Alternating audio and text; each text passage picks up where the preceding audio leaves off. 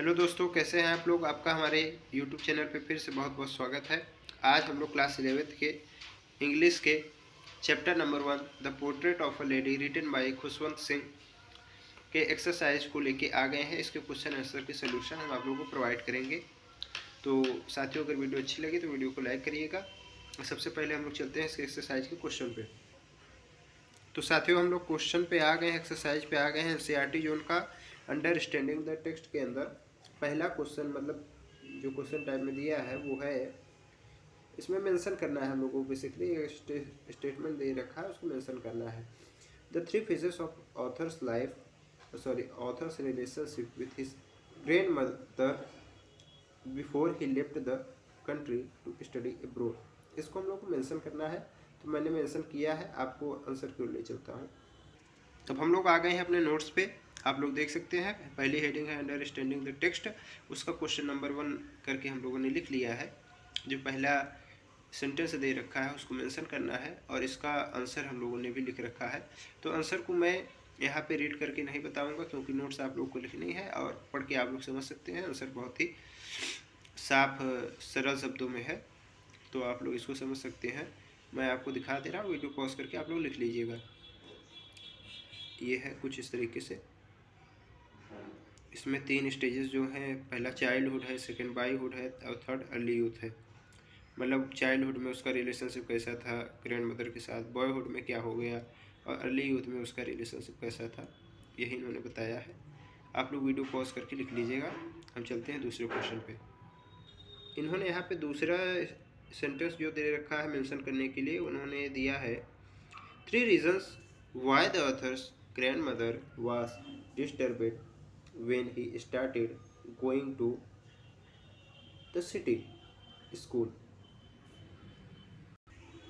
तो ये दूसरे का हम लोगों ने मेंशन कर रखा है, दूसरे सेंटेंस का जो दे रखा था अंडरस्टैंडिंग द टेक्स्ट का, ये हम लोगों ने लिख रखा है क्वेश्चन आंसर टाइप में। और इसको आप लोगों को पॉज करके राइट करना है, फिर उसके बाद समझ लेना है। अगर कोई दिक्कत होगी तो आप लोग कमेंट कर दीजिएगा, मैं एक्सप्लेन कर दूँगा। मैं यहाँ पे एक्सप्लेन इसलिए नहीं कर रहा हूँ कि आप लोगों को टाइम वेस्ट ना हो और वीडियो लंबी ना हो। ठीक है, पॉज करके आप लोग लिख लीजिएगा। इसका सेकंड पेज में है, दिखाते हैं आपको भी। ये तीसरे नंबर पॉइंट से सेकंड ही आंसर हमारा सेकंड पेज में भी कंटिन्यू है। आप लोग कंफ्यूज मत होइए और इसको अपने नोटबुक में लिख लीजिएगा। ठीक है, अब चलते हैं तीसरे क्वेश्चन की ओर।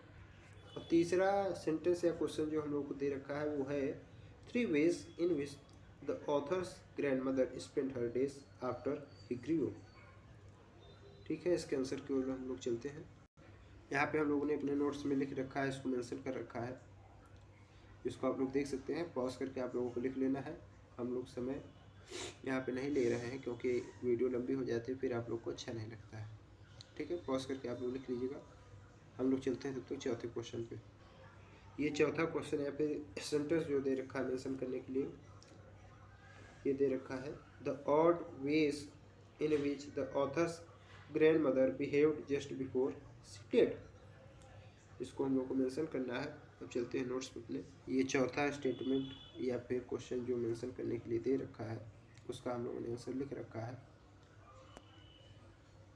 यहाँ से लेके जस्ट से लेके बेड्स तक आप लोग इसको पॉज करके लिख लीजिएगा। मैं यहाँ पे एक्सप्लेन नहीं कर रहा हूँ, क्योंकि वीडियो लंबी हो जाएगी, आप लोगों को पता है। मैं एक बार फिर रिपीट कर दे रहा हूँ, अगर किसी को भी कोई प्रकार की दिक्कत होगी तो मुझे कमेंट में बता देंगे, तो मैं एक्सप्लेन कर दूँगा। अब हम चलते हैं पाँचवें क्वेश्चन पे। ये अंडरस्टैंडिंग द टेक्स्ट का पाँचवा और लास्ट क्वेश्चन है the way in which the sparrows expressed their sorrow when author's grandmother dead. मतलब इसमें यही मेंशन करना है, एक्सप्लेन करना है कि जो स्पैरो मतलब होती है बेसिकली चिड़िया, जिसे कहते हैं हम लोग गौरैया, वो लोग किस प्रकार अपने दुख को व्यक्त करती हैं जब दादी खत्म हो गई होती है, अर्थात इस दुनिया से उनका निधन हो गया होता है।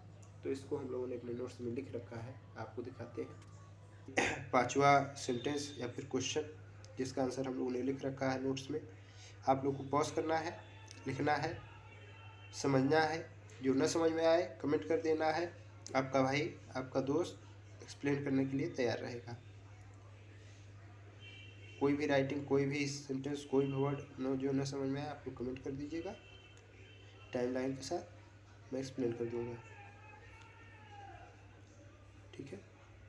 फिर इसका अभी आंसर और है, नेक्स्ट पेज में कंटिन्यू करके लिख लीजिएगा। तो दोस्तों जैसा मैं कह रहा था नेक्स्ट पेज में इसका आंसर और है, तो ये मैं कंफ्यूज हो गया था, 5वें का आंसर नहीं है। अब हमारे बुक की जो और एक्सरसाइजेस हैं उनके आंसर्स हैं, तो वीडियो ज़्यादा लंबी ना हो, आप लोगों को भी समस्या ना हो समझने में, तो इसका मैं नेक्स्ट पार्ट डालूँगा जिसमें हम लोग दूसरे क्वेश्चंस कर रहे होंगे। तो सबसे पहले मैं आपको बता दूं, आप अंडरस्टैंडिंग द टेक्स्ट के लिख लीजिएगा। इसकी सारी अंडरस्टैंडिंग द टेक्स्ट के जितने भी स्टेटमेंट दिए थे मेंशन करने के लिए, जितने भी सेंटेंस दिए थे हम लोगों ने मेंशन कर रखा है। आप लोग पॉज करके लिख लीजिएगा, और जो कभी भी समस्या आती है आपको कमेंट बॉक्स में निश्चित रूप से लिख दीजिएगा, आपका भाई आपको एक्सप्लेन कर देगा।